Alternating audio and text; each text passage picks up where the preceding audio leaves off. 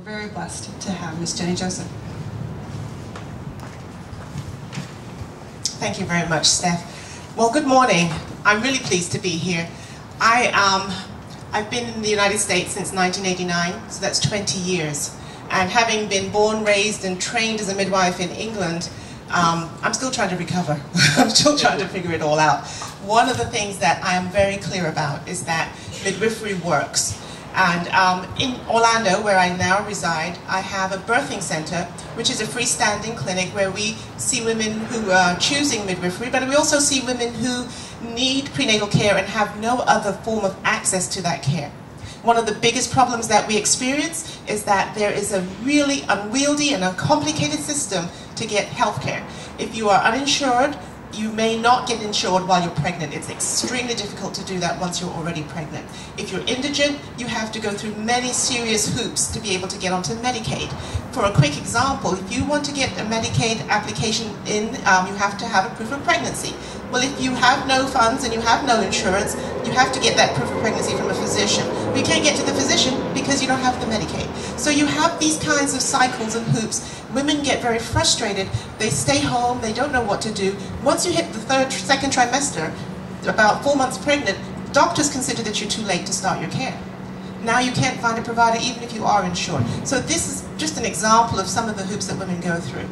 What we've done at our center is we've implemented the midwifery model, of course, but we've also considered open access or easy access to care. Meaning if a woman is pregnant and she presents at the clinic, she's going to get seen regardless.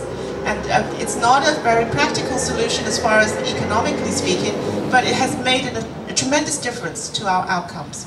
We have two sides of our practice. Women who choose midwives because they know about midwifery, they want a natural birth, and they're very open to the idea of having their babies in this kind of fashion.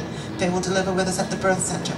And then we have women who choose us because, again, they have nowhere else to go. And these are the women that I'm talking about. This is where we see the amazing differences in the outcomes. For example, in the state of Florida, the average prematurity rate is 15%. And this population are at risk for premature babies, babies born before the 37 weeks. Typically, they'll deliver any time from 26 weeks onwards. These are the children that go straight to the neonatal unit. So we make sure that those women stay healthy. We give them the access, and then we connect to the women as quickly as we can so they know that they have a resource, they have a place to go, they have a home, a maternity medical home. Once they're there, they're able to go ahead and get in touch with us 24 hours a day.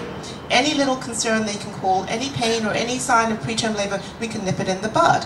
Once that's happened, we found that the women go to term. We did a study in 2007. We prospectively enrolled 100 of these women, and of that group, there was a 4.7% prematurity rate. Again, I noticed that, I said earlier that it was a 15% rate in Florida, 4.7 was our rate. And of those 100 women, not one African American or Hispanic woman had a preterm or low birth weight baby. Those are really significant differences, particularly in the population that is likely to have a poor outcome. We noticed then that with that kind of saving, we looked at the fact that we, over the course of the 2008 cycle, we served 245 women, we saved 33 babies from being born prematurely. 33 babies at an average of $40,000 to $50,000 per child for prematurity issues, medical issues, longer term issues.